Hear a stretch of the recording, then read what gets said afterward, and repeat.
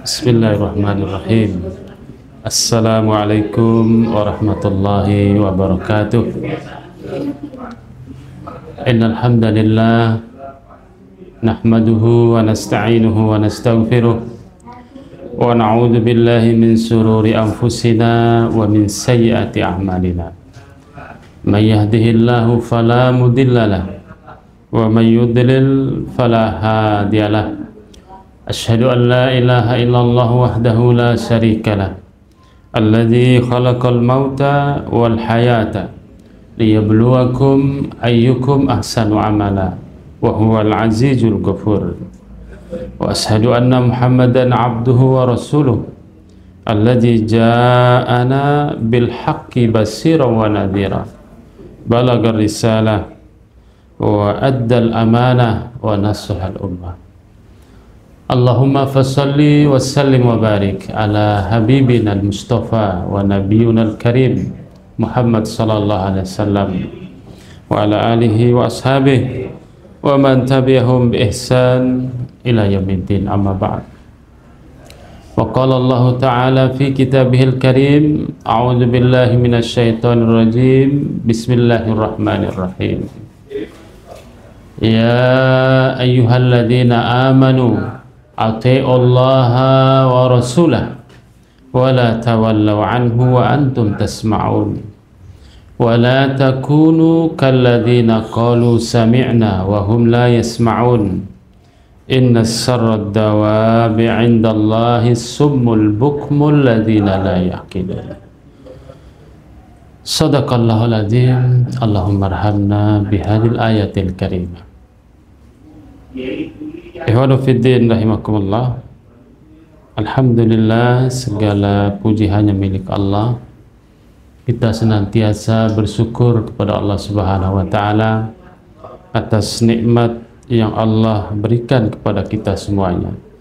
Nikmat yang begitu luas, begitu banyak dan begitu melimpah ruah.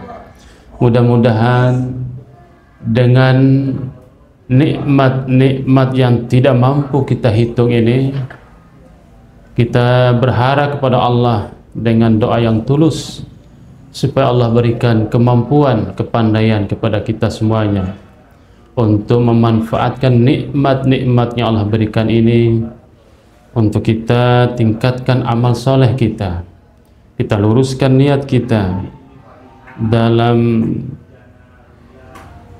kita beribadah kepada Allah Subhanahu wa taala. Sebab kalau tidak kita niatkan untuk berharap pahala dari Allah Subhanahu wa taala dan untuk beribadah kepadanya, maka tidak ada nilai, tidak ada manfaat sedikit pun dalam kehidupan kita ini. Oleh karena itu, kita sekali lagi berdoa dengan tulus kepada Allah Subhanahu wa taala, semoga Allah memberikan kemampuan dan kepandaian kepada kita untuk memanfaatkan nikmat-nikmat ini dalam rangka beribadah kepada Allah Subhanahu wa taala, tunduk serta taat kepada Allah Subhanahu wa taala. Ikhwan fiddin rahimakumullah, sebagaimana yang tadi saya bacakan ayat Allah Subhanahu wa taala dalam surah Al-Anfal ayat 20 sampai 22. Allah Subhanahu wa taala berfirman, a'udzubillahi minasyaitonir rajim, bismillahirrahmanirrahim. Ya ayyuhalladzina amanu ati'ullaha wa rasulah wa la tawallaw anhu wa antum tasma'un. Wahai orang-orang beriman, taatlah kepada Allah dan Rasul-Nya dan jangan sekali-kali berpaling dari ketaatan itu, dan kalian sudah memahaminya, mengetahui ilmunya, dan kalian sudah sering disampaikan, sering mendengar tentang ketaatan kepada Allah dan Rasul-Nya.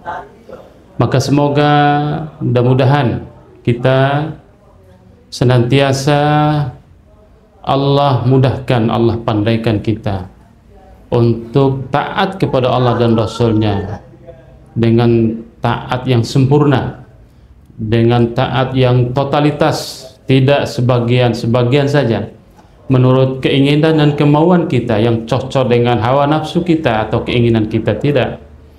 Tapi semua perintah Allah kita berusaha semaksimal mungkin untuk taat, karena kita berharap pahala dan surganya Allah Subhanahu wa taala.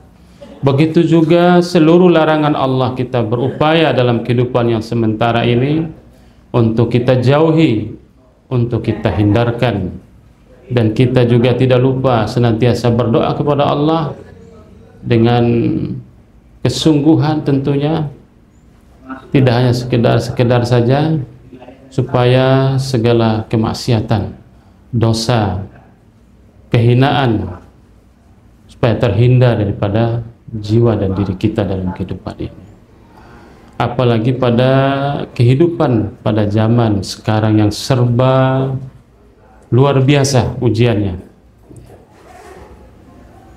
fitnah, godaan, dan tipuan dunia ini sungguh luar biasa. Maka kalau kita tidak berlindung kepada Allah dari godaan, dari tipuan kehidupan dunia ini, maka terjerumuslah kita dalam kehinaan, dalam kesulitan, dan kerusakan moral. Maka oleh karena itu, ikhwan fillah, kita berupaya dalam kehidupan kita ini menjadi orang yang taat, sebagaimana yang selalu disampaikan oleh ulil amri kita, supaya kita menjadi orang yang taat kepada Allah, taat kepada Rasulnya, dan kepada ulil amri. Kita berupaya menjadi yang terdepan dalam hal ketaatan ini. Kita saling mengingatkan supaya kita menjadi hamba yang taat kepada Allah, Rasulnya, dan kepada ulil amri. Jangan sampai kita mencampurinya dengan hawa nafsu, ya, atau kebijakan-kebijakan kita yang menyelisih daripada ketaatan itu sendiri. Dan inilah yang harus kita berupaya sekali lagi, ya, terhadap diri kita, keluarga kita, dan jamaah ini pada umumnya. Kita saling mengingatkan, ya, untuk kita semuanya, supaya kita menjadi hamba Allah yang taat, yang betul-betul taat kepada Allah dan Rasulnya. Maka lanjutan daripada ayat itu, wala takunu kalladzina qalu sami'na wa hum la yasma'un. Wahai orang beriman, jangan sekali-kali kalian menjadi seperti orang-orang yang mendengar, tahu, tetapi tidak sepertinya dalam kehidupannya, tidak membuktikan, tidak merealisasikan apa yang didengar itu, apa yang sudah disampaikan.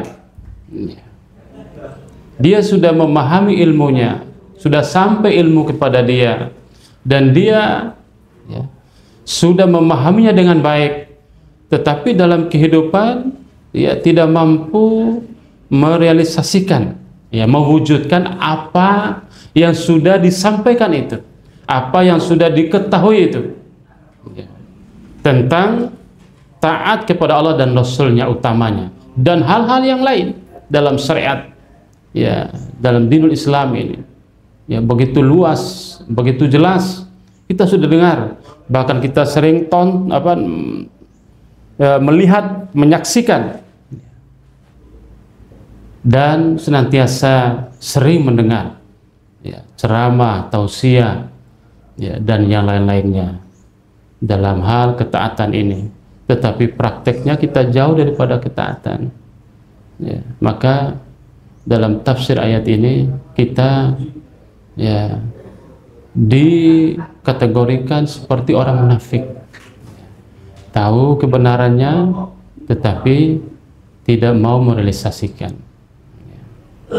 Ini yang kita minta kepada Allah, supaya Allah hindarkan kita, jangan sampai kebenaran-kebenaran yang telah sampai kepada kita, kita tidak merealisasikan, tidak membuktikannya, tidak mewujudkannya, tidak mempraktekkannya dalam kehidupan ini. Naudzubillah min dzalik. Ya, maka ancamannya dalam ayat selanjutnya itu, inna syarrad dawabi 'indallah summul bukmul ladzina la yaqilun. maka seburuk-buruk, ketahuilah sesungguhnya seburuk-buruk sehina-hina makhluk ya, di hadapan Allah Subhanahu wa Ta'ala adalah yang tidak memfungsikan penglihatannya, pendengarannya, dan hatinya. Kemudian ya, akalnya tidak berfungsi. Fahum la yaqilun. Naudzubillah min dzalik. Maka oleh karena itu, sekali lagi kita meminta kepada Allah, berdoa dengan sungguh-sungguh kepada Allah dengan tulus ikhlas. Jangan sampai kita menjadi manusia hamba Allah yang paling hina. Ya, karena inilah ancaman bahwa sesungguhnya seburuk-buruk makhluk di hadapan Allah, di mata Allah adalah yang tidak berfungsi tadi itu, tidak berfungsi penglihatannya, pendengarannya, hatinya, akalnya, ya, sebagai ya artinya pembeda dia dengan makhluk-makhluk yang lain tidak berfungsi sama sekali. Ini bahaya. Karena apa? Karena ya penyakit-penyakit ya dalam hatinya itu sudah menutup hatinya. Ya, sebagaimana Allah Subhanahu wa Ta'ala menegaskan dalam ya, ayat pertama dalam surah Al-Baqarah itu, fi qulubihim maradun fazadahumullahu marada wa lahum adzabun alimun bima kanu yakdzibun. Dalam hati mereka itu ada penyakit iri, penyakit dengki, penyakit ghibah, penyakit sum'ah, ujub, dan yang lain-lainnya, suka berbuat maksiat, ya, durhaka kepada Allah dan Rasulnya. Nah, ini penyakit-penyakitnya akan merusak hati kita. Kemudian kita senang dengan penyakit itu, Allah ancam fazadahumullahu marada. Maka pasti kami akan tambah penyakit-penyakit itu sehingga hatinya dipenuhi dengan penyakit-penyakit. Kalau sudah seperti itu, susah sekali diingatkan untuk taat kepada Allah dan Rasulnya. Maka cocok sudah dengan ayat tadi itu, tidak berfungsi ya, hatinya mati, ya penglihatannya buta, dia tidak bisa melihat lagi yang benar, kemudian pendengarannya sudah tuli dari hal-hal yang benar, hal-hal yang baik, ya, kemudian akalnya dipenuhi dengan hawa nafsu, ya, bukan hidayah ya, atau bukan iman yang dikedepankan itu, tapi hawa nafsu. Naudzubillah min dzalik. Karena tadi itu ya, sudah hitam hatinya, ya, sudah penuh dengan kemaksiatan dan penyakit-penyakit, ya. Maka ancamannya bagi orang-orang yang demikian adalah adzabun alim, azab yang sangat pedih, yang menghinakan, ya, azab yang mengerikan, yang luar biasa dahsyatnya. Kita tidak bisa bayangkan ya, kehidupan di akhirat nanti kalau kita dilemparkan ke neraka jahanam, ya, karena disebabkan ya hati kita ini kotor, ya, tidak bersih, dipenuhi dengan penyakit-penyakit tadi itu. Untuk apa ibadah kita ya kalau hati kita ini dipenuhi dengan penyakit-penyakit? Kita berharap uhwah yang kuat, tetapi penyakit dalam hati begitu banyak, kemaksiatan begitu banyak. Naudzubillah min dzalik.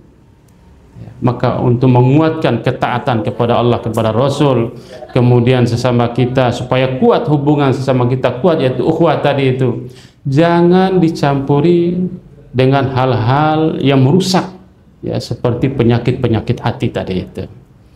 Inilah barangkali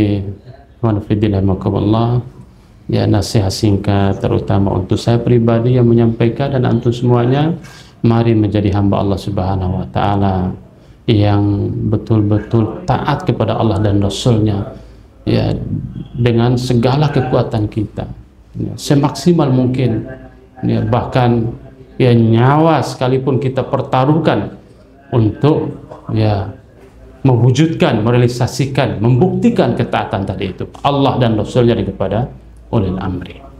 Mudah-mudahan ya beberapa ayat ini sekali lagi menjadi ibrah dan pelajaran terutama saya pribadi dan antum semuanya, sehingga menjadi hamba Allah Subhanahu wa Ta'ala yang mulia ya, yang ditinggikan derajatnya, yang diberikan kemenangan, keberuntungan dan pahala yang berlipat ganda insyaallah. Mudah-mudahan sekali lagi Allah muliakan kita di dunia, lebih-lebih di akhirat insyaallah. Amin ya rabbal alamin. Demikian, assalamualaikum warahmatullahi wabarakatuh.